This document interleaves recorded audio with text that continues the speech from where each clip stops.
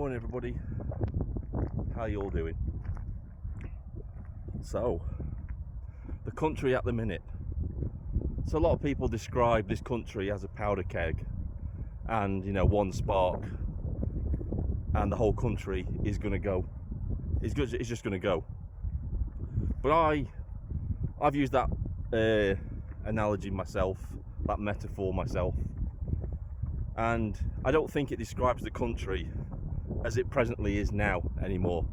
I think the country now is more like a steam engine where all the safety release valves have been blocked and there's no way for the pressure to escape, and that's the state of our country at the minute.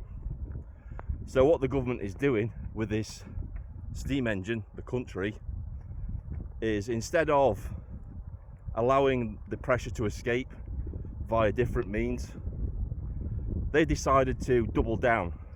They've shut down all forms of pressure release, free speech, free expression. They've criminalized it, and now the pressure is building. And instead of releasing that pressure, they double down, which is the equivalent of just turning up the heat to produce more pressure. They keep doubling down and doubling down, and before long the steam engine just explodes, and then you've got a situation like you have in Nepal at the minute, where all avenues of peaceful resolution have been removed. So the government decided, whoa,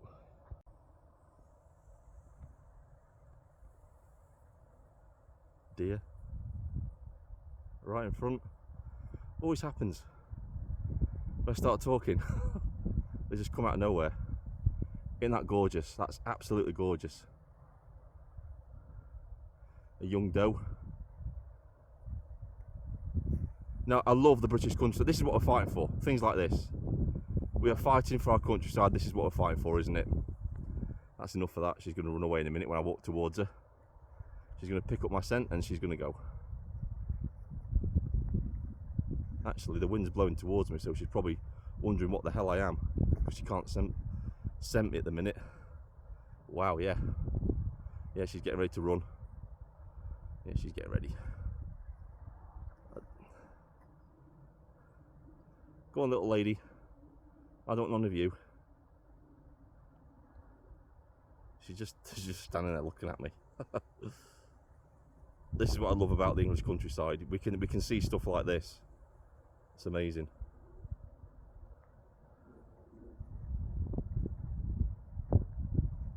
She gonna go? No, she's curious. There she goes. There she goes. Awesome. So, talking about Nepal. So their government decided to remove all forms of peaceful resolution. Any way the people could express themselves, they shut down. They shut down every single social media site. And what happened? The country just erupted. Absolutely erupted. So Gen Z students went down, marching down to the Parliament building, where the police opened fire on them. Unarmed students opened fire on them and killed 30 students. Now this had the obvious domino effect. This is the secondary explosion, where that just ignites the whole country. And within the space of a day, you've got the Parliament building on fire. You've got government MPs being hunted down in their homes, being thrown into rivers. I believe the Prime Minister's wife was killed in the exchange. And that's what happens. And like I said on X, Twitter, the thing about ivory towers is There's no escape. Now these MPs, they tried to flee the country in helicopters and to no avail. Most of them were captured, and I believe some of them were beaten to death because of what they'd done to the country. Now these are communists. The government was communist. And there are people in this country that don't believe that can happen here. They think, oh no, that could never happen here. But the ground for that is primed and ready. If any of you have seen V for Vendetta, our country is in that state right now, where the boot of the regime has been on the neck of the people for a long time. And I'm not just talking about this present Labour government, I'm talking about consecutive Conservative and Labour governments, because nothing has changed. Look at what happened during the so-called pandemic. I call it the so-called pandemic because it wasn't a pandemic, was it? It was a compliance test. It was a trial run to see if people would accept authoritarian rule. That's what that was, through fear. They used fear to convince people to accept total authoritarian rule, and it worked. To a certain degree, it worked. Obviously, we had the lockdown protests in London, and these were the first signs of the police showing their true colours, where they were completely authoritarian. People think the police have just become authoritarian now under this Labour government. They were never more authoritarian than when Boris Johnson was in power. Look how emboldened they became. We had elderly people being arrested for sitting on park benches on their own, with nobody around them, because the police were just following orders.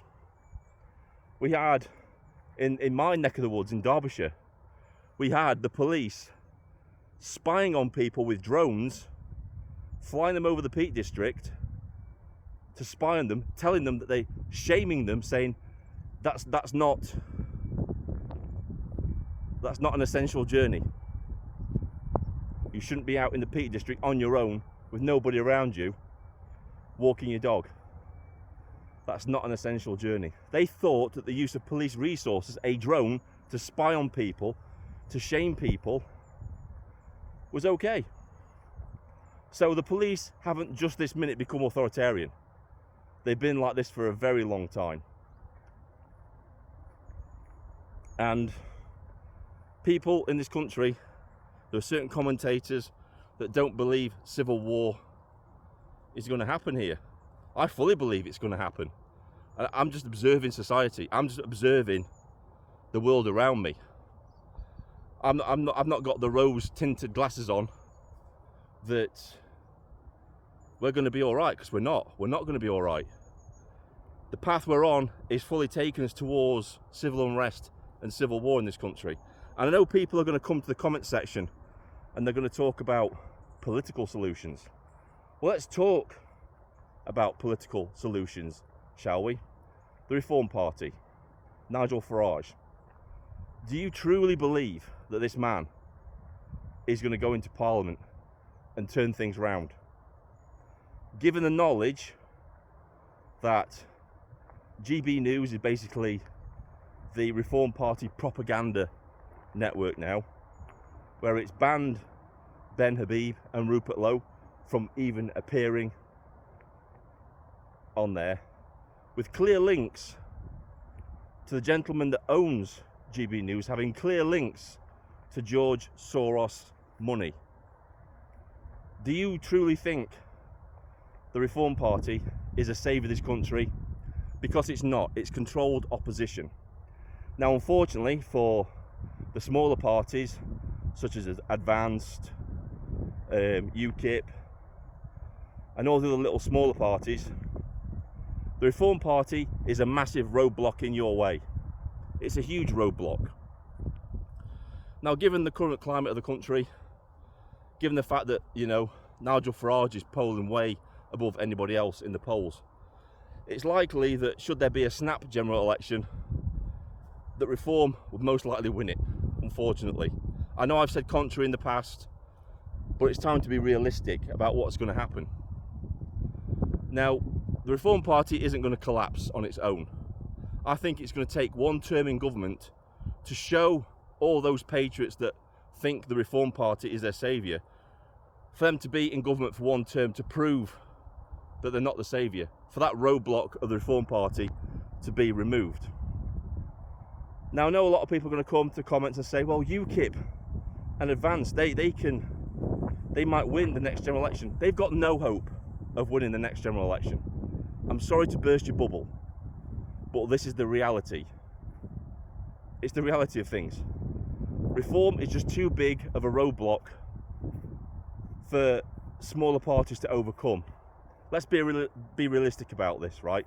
Yeah, Nick Tenconi's doing great. I like the guy. I really like Nick Tenconi. But let's look at UKIP itself. It's dead in its tracks. It's dead in its tracks. Nick Tenconi himself has said that he needs to get 650 candidates and train them himself. And that is going to take longer than 4 years. It'll take longer than should a snap general election pop up. That's going to take longer. So UKIP, you're probably looking at, what, 9 or 10 years before they're in any shape or form to be of any threat to the political parties that are in Parliament at the minute. I know people are going to disagree with that, and that's okay. This is just my opinion, my way of looking at it, the realistic way. Advanced only just started up. They are not going to break through and win a general election after just being formed. It doesn't happen. It couldn't happen because we have a first past the post system. I've already explained why this can't happen, because you need to go through a general election to gather certain data and information to be able to target your majorities. And until you've got that data, you're basically a shotgun. You're just firing out into the wilderness, hoping that you hit the mark. That's what Reform did. That's what Reform did in the last general election. They didn't have that data, so all they did was they just fired off their shotgun into the electorate, hoping they'd hit majorities. And in certain places they did. That's what got them 5 MPs into Parliament. But look at Advanced. This is a country on the brink, absolutely on the brink, desperate for leadership. Yet it took Advanced UK, what was it, 2 or 3 months to get to its target of 30,000 members. And that's in a country that's on the brink, that needs leadership. If the country wanted more political parties, Reform would have gained those 30,000 within days. And it was only with Tommy Robinson coming out to endorse them that took them over the line, in my opinion. So that shows you the state of the country. Lots of people have lost faith in the political system. They really have. They've lost faith in it. That's why in the last general election the turnout was so low. People have lost faith in these people. They have no faith in the political class, for very good reason. They've had decades of being let down, where they have voted to control and restrict immigration into this country, and at every single turn they've been let down. They've been lied to. So they've lost faith in the political system completely, totally and utterly. And you look at the crop of leadership that we've got out there. This is barring Rupert Lowe, Ben Habib and Nick Tenconi. I'm talking about the people that are in Parliament. Look at the absolute shower of shit that we've got in the form of leadership. We haven't got any. We haven't got any at all. So people just think the political system is broken. Absolutely, totally and utterly broken. And they've rejected it. They've just, nah, we're not voting anymore, because every time we vote, we get promised that certain things are going to change and nothing ever changes. People learn from experience. There's only so much you can do before people lose faith in you. I know there's going to be people out there in the comments saying, well, if they don't vote, it's their own fault. It's not their fault. You've got to understand where these people are coming from. They've been let down so many times. So many times. that they just lost faith in the whole system. And there's literally nobody out there to restore their faith in the system. Nigel Farage isn't going to do it. Nigel Farage isn't going to do it at all. Because the people that needed to be reassured that their leaders were really with them, the person who should have been reassuring them just basically turned his nose up at them because he's a class snob. He's an old school Tory. He looks down his nose at the working class. The very people he should be convincing to rally to his cause, that sadly aren't. From what I can tell, the only people that are going to the side of Nigel Farage are the Tories, are the old Tories that used to vote for the Tories. He's filled his party full of them. You know, the Reform Party was supposed to be a party for the people. Well, it's just turned into the Tory Party 2.0, hasn't it? It's just basically the Tory Party being rebranded. That's all the Reform Party is. And you can't deny it. You cannot deny it. Anybody within the Reform Party that showed any type of loyalty to the Patriot movement was purged from the party. Purged. You know, these are the people that we were supposed to be trying to put into Parliament or trying to put into local government to effect real change.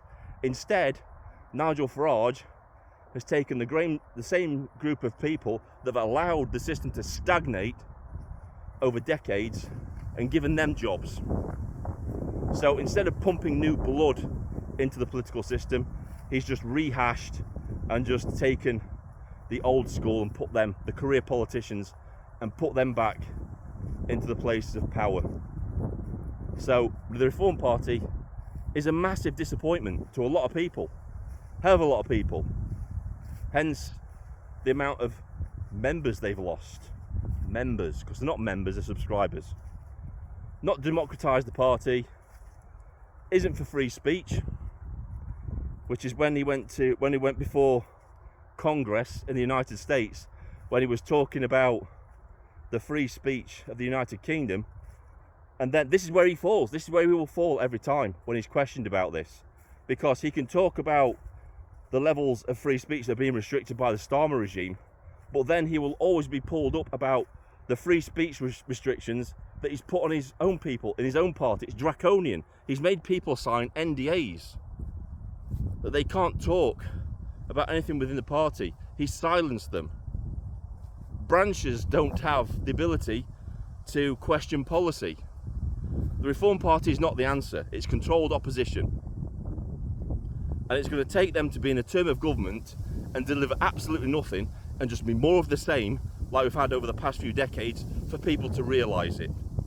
Because there's nothing like experience as an educator, unfortunately, because there are too many people out there that just won't look at the evidence and won't look at what's happening because they're tribalistic. They just follow these people out of blind loyalty instead of looking at actually what they're doing. And like I said, the advanced UK isn't going to do anything in the next general election. It's taken the Reform Party the best part of a decade to get 5 MPs into Parliament in our system. Are you telling me that Advanced UK, that's only just been formed, that's only just got to its 30,000 member allocation, that it's going to win the next general election? If there was a snap general election next year, they wouldn't win. They're just not prepared for it. That's the cold, hard truth of the matter. All these new parties, you're looking at probably 8 to 10 years before they're viable enough to challenge any parties, just like the Reform had to do. I'm sorry to break this to people, but it's true. The Reform Party is going to split the vote. It's going to split the vote. You're going to have people voting for Advanced, you're going to have people voting for the Reform Party, and it's going to split the vote, and you're going to allow some shower of shit coalition government to get into power, which is going to be even worse than we've got now. That's the truth of the matter. That's what's going to happen. So when I say there's no political solution, that's why. Because there is no political solution. We're not voting our way out of this, everybody. We're not. I firmly believe in that now.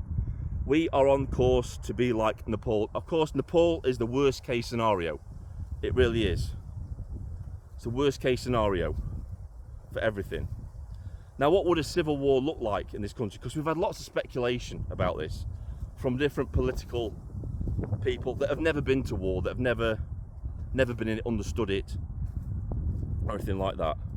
We're not looking at a situation like we had in Northern Ireland. That's not going to happen. What we're looking at is a Yugoslavia type civil war with different factions. It's not going to be like just two groups fighting against each other. You're going to have lots of different factions fighting against each other. That's what's going to happen. Everybody's worried about the far left. The far left won't last 5 seconds. They won't last 5 seconds. They talk a good game, but they rely heavily on police protection to be allowed to do the things that they do. Once that police protection dissipates, if civil war breaks out, I wouldn't give them 2 or 3 days before they get wiped out. The real threat are the Islamists, because we've got so many terror cells in this country that are organised, that do have experience in fighting. They're the real threat. They're the real ones that worry me about any civil war breaking out. And it could happen at any time. It could happen, and anything could set it off. It could be like in V for Vendetta, where a police officer, like what happened in the film, where a police officer accidentally shoots a child, or shoots a protester, shoots a grandmother, shoots a granddad by accident, and it kicks things off. Somebody gets killed. That's what kicked things off. We could look at another jihadist attack, or a random murder like we've just seen in America, where that poor young girl was just randomly stabbed in the neck whilst travelling on a train. We're at that point in this country now where literally anything could trigger it. And we could be at Nepal within a few days of it kicking off. So yeah, they're just my thoughts on all this. What are your thoughts? Let me know in the comments below. Don't forget to like and share this video. Helps out with the algorithm, helps out the channel. Thanks everybody. This is Vindicator, sign off.